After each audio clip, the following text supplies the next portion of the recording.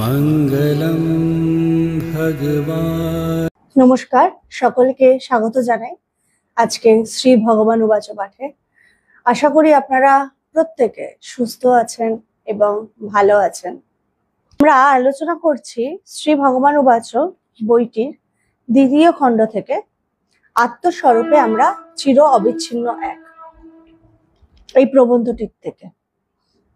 আজকে ওই যে প্রবন্ধটির থেকে আমি পাঠ করছি, আত্মস্বরূপে আমরা চির অবিচ্ছিন্ন এক, সেটারই দ্বিতীয় ভাগ। আগের দিন আমরা গত সপ্তাহে যেখানে শেষ করেছিলাম তারপর থেকে আজকে আলোচনা হবে। আলোচনা শুরু করবার আগে গুরু মন্ত্র দিয়ে শুরু করি। ওম গুরু ব্রহ্মা গুরু বিষ্ণু গুরু দেব মহেশ্বরঃ গুরুরেব পরম ব্রহ্ম তস্मै শ্রী গুরবে নমঃ। হরি ওম।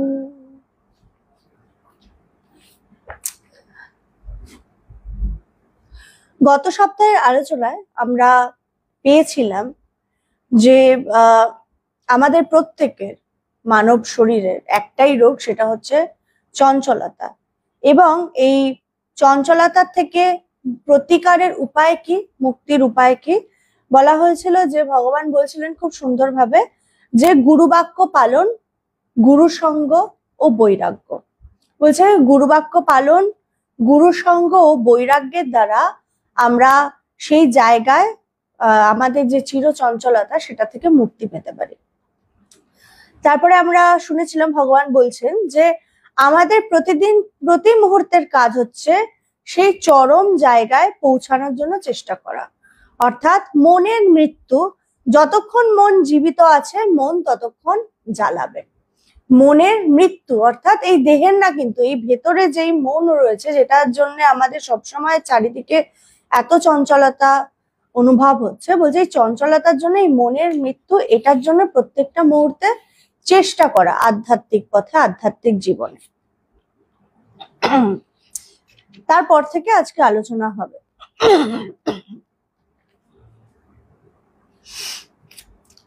আজকে আলোচনায় যাওয়ার আগে আমি যারা আলোচনা মোটামুটি শোনেন, আলোচনায় যুক্ত হন, তাদের জন্য তারা যদি সবাই কমেন্টের মাধ্যমে লিখে পাঠান যে আপনারা কতক্ষণ আধ্যাত্মিক চর্চা করেন বা আলোচনা করেন, বা এই যে প্রতি সপ্তাহে যে প্রতি বুধবার যে আলোচনাটা আপনারা শুনতে পান শ্রী ভগবান উবাচ পাঠের মাধ্যমে, তো সেই আলোচনাতে আপনারা কতটা সমৃদ্ধ হচ্ছেন সেটা জানালে আমার ভালো লাগবে। পরবর্তী পর্যায়ে এবার আসি প্রয়োগের বেদান্তের দিকে। আমরা অনেক কষ্ট করেছি, বেদান্ত সোসাইটি তৈরি করেছি, সংগঠন বানিয়েছি। সংগঠন বানাতে গিয়ে আমরা অনেক কিছু করেছি, আমাদের অনেক প্রাপ্তি হয়ে গিয়েছে, কিন্তু এটা অর্জন করতে গিয়ে আমরা দেখেছি যে আমাদের সংকট মোচন না হয়ে সংকটে পড়ে গিয়েছি। কেন? আমরা চঞ্চল হয়ে গেছি। আমাদের বিষয় হচ্ছে চির চঞ্চলতার অবসান, কিন্তু বস্তুর পেছনে ছুটতে গিয়ে আমরা চঞ্চল হয়ে গেছি। বলছে সে তুমি যে কোনো বস্তুর পেছনে ছোট না কেন, আশ্রম বানানোর ক্ষেত্রে হোক, সেবা কাজ হোক, যেটাই করো না কেন, বলছে সমস্তটাই কিন্তু চঞ্চলতা তোমাকে সৃষ্টি করবেই করবে। তো বলছে কিন্তু বস্তুর পেছনে ছুটতে গিয়ে আমরা চঞ্চল হয়ে গিয়েছি, সুতরাং আবার আমাদের ফিরে তাকাতে হবে নিজের দিকে। তাই বলছি প্রাপ্তি হয়েছে হোক, কিন্তু তোমরা চঞ্চল হয়ে গিয়েছো এবং চঞ্চলতার জন্য আমি কষ্ট পাচ্ছি। খুব স্বাভাবিক, আজ প্রতিটি মাই তো অভিযোগ করে যে আমার ছেলে বড় চঞ্চল। গোপা তার মেয়েকে কবচ পরিয়েছে শান্ত হওয়ার জন্য। মায়ের ছেলে চঞ্চল হলে যদি মায়ের কষ্ট হয়, তাহলে শিষ্যরা যদি চঞ্চল হয়ে পড়ে, তাহলে তো গুরুর কষ্ট হবে না? যে খুব সুন্দরভাবে যে প্রতিটি মায়ের সবসময় হয় না, যখন আমাদের কাছে বাচ্চাদেরকে নিয়ে আসে বা কোনো আশ্রমে নিয়ে যায়, তখন সবার মুখে একটাই কথা থাকে যে আমার ছেলে ভীষণ চঞ্চল বা আমার মেয়ে ভীষণ চঞ্চল। তো ভগবানের কাছেও যারা আসেন বলতেন একটাই, যে ভীষণ চঞ্চল ওরা। তো বলছে এই চঞ্চলতার জন্য বাচ্চাদের যদি মায়ের একটা অশান্ত পরিবেশে মায়ের যদি একটা অশান্তি হয়, তো বলছে তাহলে যদি শিষ্য চঞ্চল হয় তো গুরুর কেমন লাগবে, গুরুরও তো কষ্ট হয়। ঠিক তেমন ভাবে তারা জানতেও পারলো না তারা চঞ্চল কেন হচ্ছে, অজান্তেই বিষয়ের পেছনে ছুটতে গিয়ে চঞ্চল হয়ে গিয়েছে, বিষয়ের দরকার কিন্তু নিরাসক্ত ভাবে। বলছে কিছু যতটুকু আমাদের জীবন যাপন করতে, যতটুকু মানুষকে সাহায্য করতে বিষয়ের প্রয়োজন, কিন্তু ওই বিষয়টা কেমন ভাবে প্রয়োজন, বলছে নিরাসক্ত ভাবে, তার প্রতি তুমি আসক্ত হয়েও না। আসক্তি যুক্ত হলে বরং বিষয়ের দরকার নেই, বিষয়টা ভেঙে ফেলো, বিষয়টা নষ্ট করো, বিষয় চাই না, তোমরা তোমার বৈরাগ্য চাই। বলছে খুব সুন্দরভাবে ভগবান বলছেন যে আসক্তি যুক্ত হলে, বলছে তুমি যদি কোনো কিছুর প্রতি আসক্ত হয়ে যাও তাহলে কি বলছেন ভগবান খুব সুন্দরভাবে, তখন আসক্তি যুক্ত হলে বরং বিষয়ের দরকার নেই, বিষয়টা ভেঙে ফেলো, বিষয়টা নষ্ট করো, বিষয় চাই না, চাই তোমার বৈরাগ্য। তোমরা সবাই আমার সাথে গুরু সঙ্গ করতে পারবে না, কিন্তু তোমাদের কাছ থেকে চাই তীব্র বৈরাগ্য। তীব্র বৈরাগ্যই জ্ঞান, সুদূর জ্ঞান। বলছে যখন কেউ কোনো ভক্ত বা কোনো শিষ্য যদি গুরু সঙ্গ করার সৌভাগ্য পায় তাহলে তো কোনো কথাই নেই, তাহলে তো তাকে কিছুই করার প্রয়োজন নেই। সত্য হচ্ছে এটা, তাকে ধ্যান ধারণা জপ তপ কিছুর প্রয়োজন নেই, শুধু তার সাথে যুক্ত হয়ে থাকলেই সব হয়ে যায়, তার সাথে যুক্ত হয়ে থাকলেই সব হয়ে যায়। যেমন ভাবে একটা শিশু মা যখন তাকে জন্ম দেয় তো তখন তাকে কিন্তু চিন্তা করতে হয় না আমি সকাল থেকে রাত অব্দি কি খাবো, খাওয়া দাওয়া কি করব। মা কিন্তু প্রত্যেকটা সময় খেয়াল রাখে যে ওকে ওর এটা ভালো লাগে, ওর এইটা ভালো লাগে না, বা অনেকদিন পরে যদি ছেলে মেয়ের সাথে দেখা হয় তারা কিন্তু প্রত্যেকটা মুহূর্তে ভাবে যে কিভাবে কি করলে ছেলে মেয়ে একটু ভালো থাকবে। তাদেরকে কিন্তু বলতে হয় না মা তুমি আমার জন্য এটা করো, মা ওকে বলবার আগেই মা কিন্তু করে দেয়। তো একজন মা যদি এমন হতে পারে তাহলে গুরু কেমন হবেন ভাবো। গুরুত্ব কোনো কিছুর সাথে যুক্ত থাকেন না, কোনো তার মধ্যে সেই স্বার্থপর ভাবটা নেই, কিচ্ছু নেই, তাহলে গুরু কেমন হতে পারে। তো গুরুর সঙ্গ করলে তখন শিষ্যের কিন্তু কিছুই ভাবতে হয় না, শিষ্যের তখন গুরুর সাথে যুক্ত থাকলেই হয়ে যায়, গুরু সঙ্গ করলেই সব হয়ে যায়। কিন্তু শিষ্য যদি গুরুর থেকে দূরে থাকেন তখন তার প্রয়োজন কি না, বলছে তখন তার বৈরাগ্যর প্রয়োজন। এই যে বৈরাগ্য কেন প্রয়োজন, যখন দূরে থাকে, যেমন বাচ্চা যখন দূরে থাকে হোস্টেলে থাকে তখন তাকে নিজের রান্না যেটা ভাল লাগছে রান্না করতে হয় বা অর্ডার করে খেতে হয়। আজকাল হয়েছে না জোম্যাটো সুইগি আরো অনেক কিছু, তাদেরকে অনলাইনে অর্ডার করে খেতে হয়, কিন্তু বাচ্চা মায়ের সাথে থাকলে কিন্তু সেটা করতে হয় না, মাই তার সমস্ত দেখাশোনা করে। ঠিক তেমন ভাবে গুরুর থেকে যখন শিষ্য দূরে থাকেন তখন তার মধ্যে বিষয়ের সাথে আসক্ত হয়ে যাওয়ার একটা বিরাট সম্ভাবনা থাকে। তখন সে ভাবে আচ্ছা ঠিক আছে আজকে একটু এটা করে নি, আজকে ওটা করে নি, করতে করতে এমন ভাবে বিষয়ের সাথে আষ্টে পিষ্টে যায় তখন কিন্তু তার মধ্যে ঈশ্বরকে পাওয়ার যে আকাঙ্ক্ষা সেটা আস্তে আস্তে সেটার থেকে তিনি সরতে থাকে।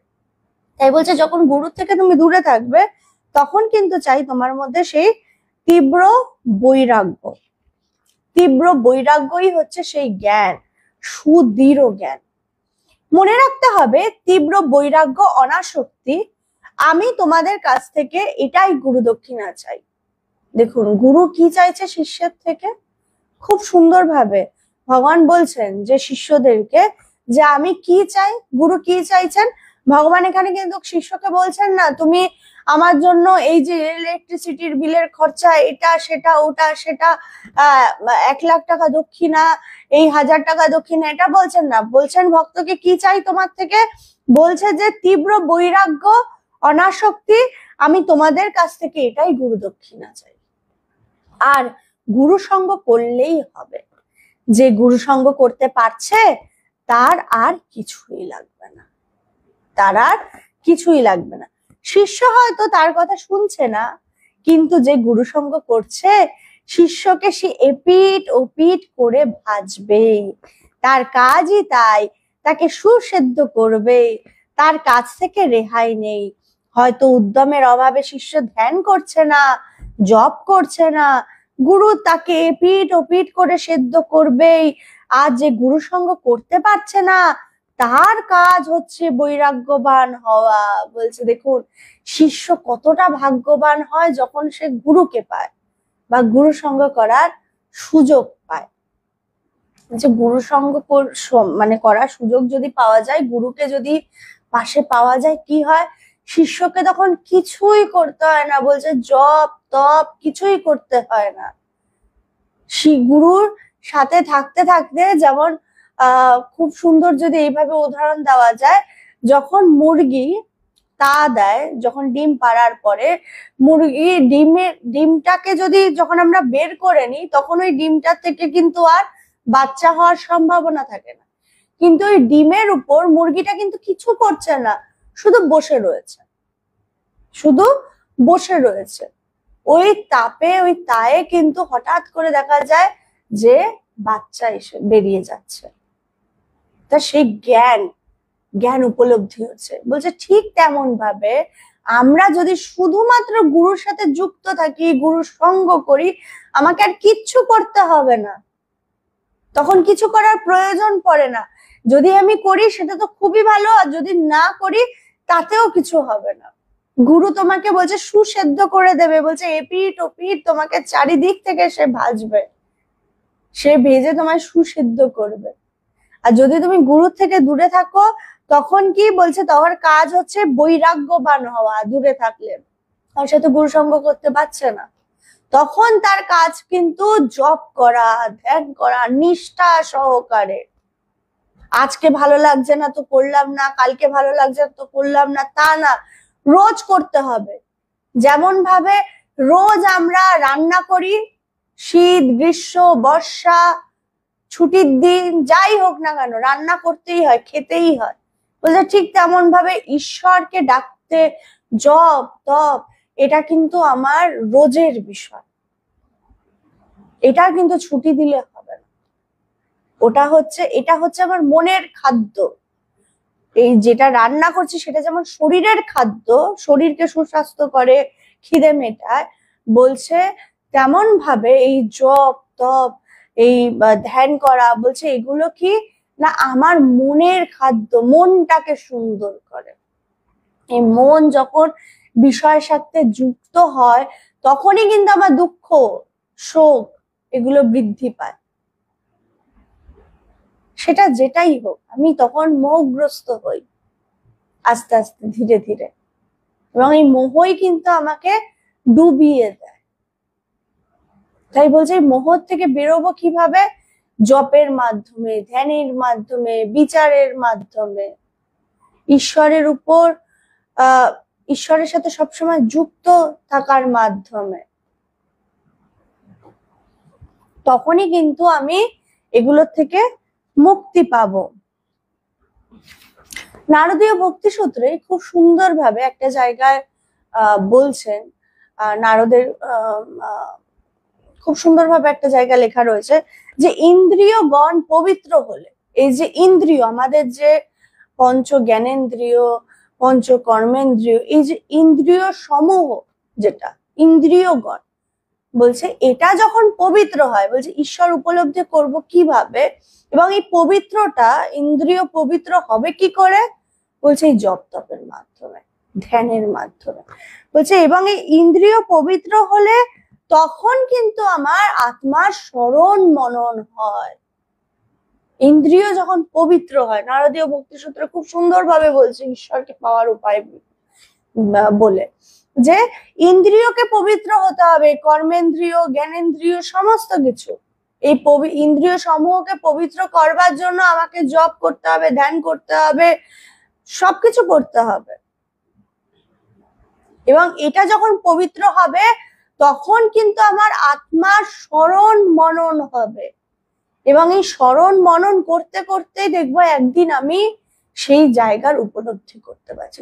আমি যদি আত্মার চিন্তাই না করি, ঈশ্বরের চিন্তাই না করি, তাহলে ঈশ্বর আমার কাছে কি করে প্রকাশিত হবে?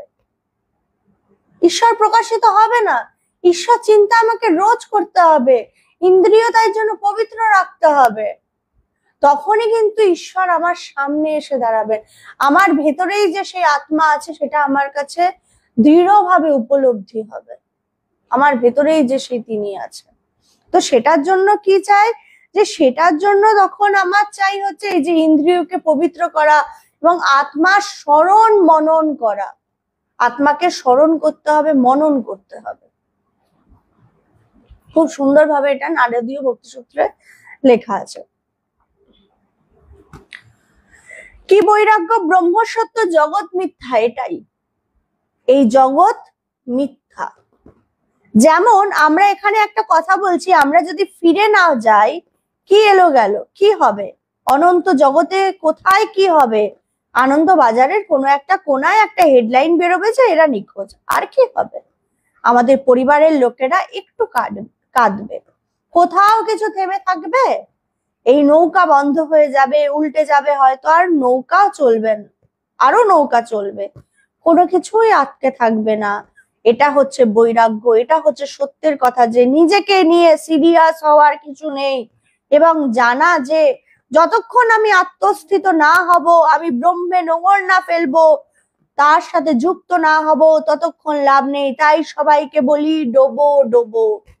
খুব সুন্দরভাবে সহজভাবে ভগবান বলছেন যে ভগবানের এই কথাগুলো মানে এত সুন্দরভাবে তিনি সবসময় পরিবেশন করতেন, যে ভগবান বলছেন কি, এই যে প্রত্যেকটা মুহূর্তে যে তুমি ভাবছো যে তুমি একটা বিশাল কিছু, তুমি ছাড়া এটা হবে না, তুমি ছাড়া তোমার পরিবার চলবে না, তুমি ছাড়া তোমার ছেলে থাকতে পারবে না, তুমি ছাড়া তোমার মেয়ে থাকতে পারবে না, তুমি যে নিজেকে নিয়ে এত বেশি ভাবছো, বলছে তুমি নিজেকে নিয়ে এত সিরিয়াস হয়েও না।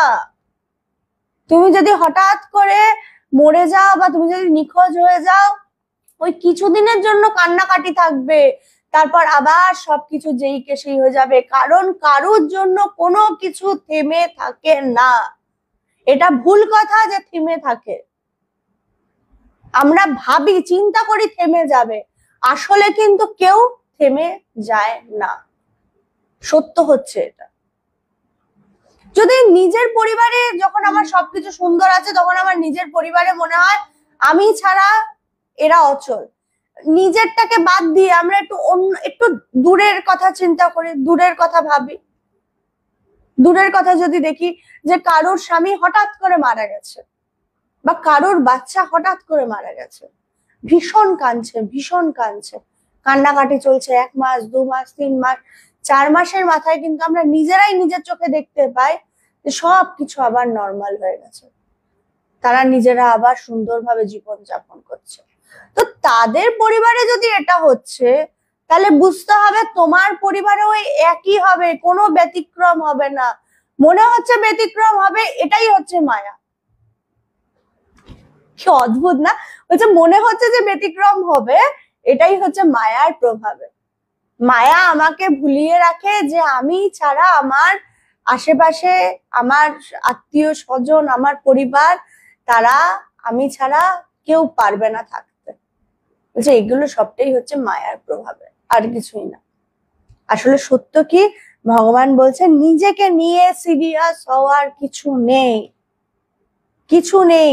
জানা যে যতক্ষণ আমি আত্মস্থিত না হব, আমি ব্রহ্মে নোঙর না ফেলবো, তার সাথে যুক্ত না হব, ততক্ষণ লাভ নেই। তাই সবাইকে বলে ডোবো ডোবো। এটা নৌকাটা জলের ওপর ভাসছিল, যতক্ষণ ভাসবে দুলবে, যদি আমি নাও চালাই ওটা কিন্তু দুলবে, কিন্তু সেই আমি ওটাকে লাগিয়ে দিলাম, স্থির হয়ে গেল। এবার সবাই কিন্তু আপন মনে ঘুরে বেড়াচ্ছে, আর কোনো ভয় নেই। কিন্তু যখন পড়েছিল তখনও কিন্তু ভয় ছিল, দড়ি দিয়ে তখন বাঁধা হয়েছিল। এখানে দড়ি দিয়ে বাঁধতে হয়নি, আসল জায়গার সাথে যুক্ত করে দেওয়া হয়েছে, আত্মস্থিত হয়ে গিয়েছে। ভালো উপমা দিলাম। যখনই আমরা সত্যি সত্যি আত্মস্থিত হব, তবেই আমাদের মুক্তি, চির চঞ্চলতার অবসান। চির চঞ্চলতার অবসান মানেই মুক্তি, ঠিক ঠিক মুক্তি। খুব সুন্দরভাবে ভগবান উদাহরণ দিলেন নৌকার সাথে। আমাদের বলছে ঠিক তেমন ভাবে তুমি যখন আসল জায়গায় সাথে তুমি যখন সেই আসল জায়গার সাথে যুক্ত হয়ে যাবে, এই নৌকার নোঙরের মতো যখন তুমি সেই আসল জায়গার সাথে যুক্ত হয়ে যাবে, তখন কিন্তু কি বলছেন তখন যুক্ত করে দেওয়া হয়েছে, আত্মস্থিত হয়ে গিয়েছে।